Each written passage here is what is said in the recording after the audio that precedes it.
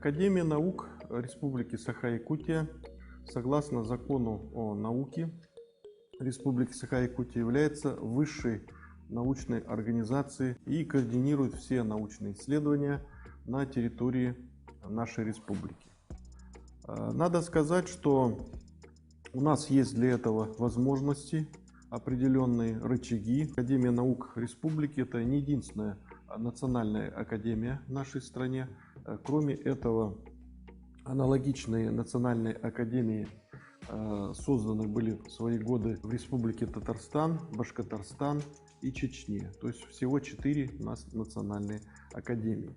Академия наук Республики Саха-Якутия создана почти 30 лет тому назад. Вот в декабре следующего года, 23-го, Академия наук Республики исполнится 30 лет.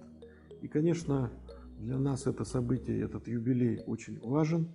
Мы пытаемся подвести какие-то итоги и наметить перспективы развития для Академии наук. Глава республики выделяет значительные средства на финансирование научных исследований. К ним можно отнести комплексные научные исследования, общественный заказ, Вилюйская экспедиция, софинансирование по Российскому научному фонду. Все эти направления курирует и администрирует Академия наук Республики. В последние годы все научные исследования проходят на конкурсной основе. Академия наук в последние годы является важным координатором именно научных исследований. Она интегрирует усилия ученых, не просто клуб академиков. Академия наук – это такая организация, которая сегодня способна координировать все научные исследования и консолидировать усилия ученых Северо-Восточного федерального университета имени Максима Кировича Амосова, Федерального исследовательского центра и ученых со стороны вузовской науки по актуальным прорывным направлениям. Кроме этого, Академия наук вплотную занимается научно-образовательным центром, вы знаете, который является национальным проектом. И он сегодня развивается уже несколько лет. Я хотел бы сказать вот о нашей научной продукции. Вот эти 5 объединенных ученых советов, которые возглавляют крупные ученые, академики по вот этим видам науки.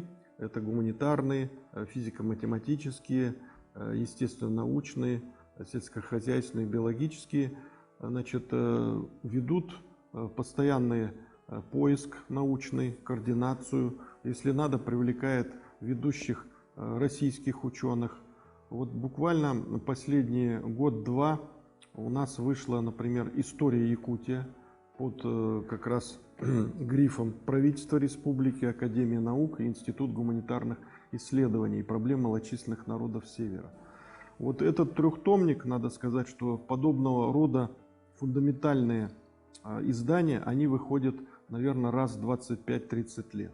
И мы будем еще несколько лет, наверное, говорить, оценивать этот труд. Вот первый том «Истории Якутии», я покажу ее. Он посвящен периоду с древнейших времен до 17 века, до вхождения в Россию. Второй том посвящен тоже достаточно большому периоду, с 17 века по конец 19 века. И третий том посвящен полностью 20 веку. Я тоже являюсь одним из авторов «Истории Якутии». Были оценки, рецензии положительные. Надо сказать, что этот труд прошел рецензирование ведущих российских ученых в Институте истории РАН и в ряде других научных фундаментальных институтов. Кроме этого, в этом году у нас вышла книга, сборник статей известного философа, академика Республики Саха-Якутия Махаров Егора Михайловича. Его статей известных есть. Кроме этого, вышла книга академика Бурцева. Он филолог известный у нас, Анатолий Алексеевич, преподаватель, профессор Северо-Восточного университета Федерального Великая традиция якутской литературы, творчества народных писателей. Здесь практически вы найдете отзывы, рецензии на все труды ведущих писателей республики, ну, кроме Кулаковского. Великая традиция якутской литературы. Ну, кроме этого, вот буквально в 22 году вышло также избранные труды известного математика, академика РАН Бориса Дмитриевича Анина «Механика деформированного твердого тела». Ну вот Анин, кстати, занимался математическим моделированием даже крыла такого самолета, как Суперджет-100. Впереди у нас очень много, я считаю, что интересных дел, направлений, в том числе и по организации НОЦа, научно-образовательного центра, стоит очень большая проблема привлечь индустриальных партнеров республики. Ну, как вы знаете, что научно-образовательный центр – это не только наша республика.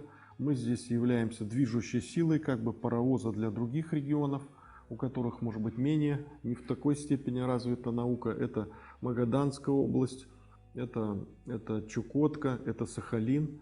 Мне пришлось вот 2 раза посетить и практически встретиться с каждым участником научно-образовательного центра в этих регионах. И вот как раз научно-образовательный центр, финансирование по этому направлению, ну, даст определенный стимул для развития вот региональной науки на северо-востоке нашей страны. Ну, кроме этого, Академия наук курирует также и подготовку молодых ученых. Мы приглашаем сегодня школьников задуматься над тем, кто может посвятить себя науке. Это важная, в общем-то, часть такого творчества человека, такая же, как художник, там, скажем, писатель. Это очень непростая профессия. Но сегодня есть определенные материальные стимулы. Главой республики выплаты проводятся для тех, кто защитил кандидатскую диссертацию. У нас есть малая академия, как вы знаете, которая получила самое современное оборудование, которое даже некоторые институты, может быть, не имеют. Есть еще тоже ряд направлений. Это издание монографий, трудов и выступления, публичные выступления ученых. Мы считаем, что ученые должны не просто, скажем, где-то писать себе, ну, как говорится, в стол.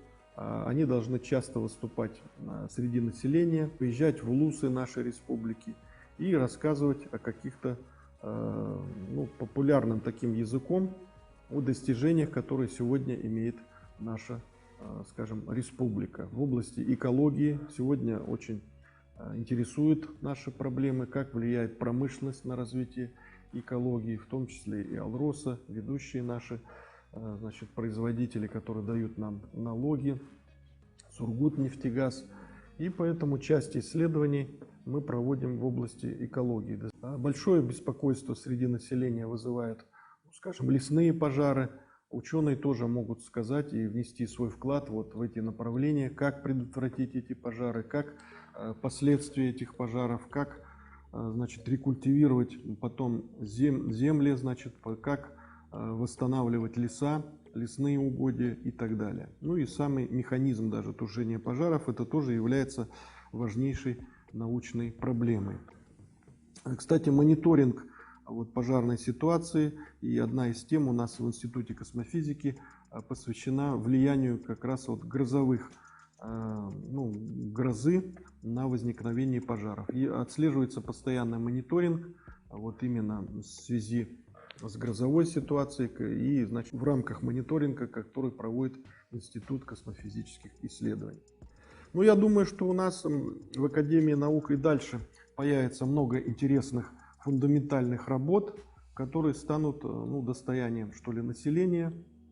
С ними можно ознакомиться. Мы направляем их в библиотеки. Практически вот история Якутии есть в каждой школьной библиотеке. Можно познакомиться, новые оценки, которые, скажем, от каких-то партийных оценок здесь мы уходим. Ну, современный взгляд на нашу российскую историю и на историю нашего замечательного региона. Без вот научного обоснования движения вперед сегодня, ну, скажем, в нашем 21 веке нельзя только методом научной оценки, методом научного прогнозирования мы можем избежать в будущем каких-либо оценок и уверенно идти вперед и достигать поставленных целей. Спасибо за внимание.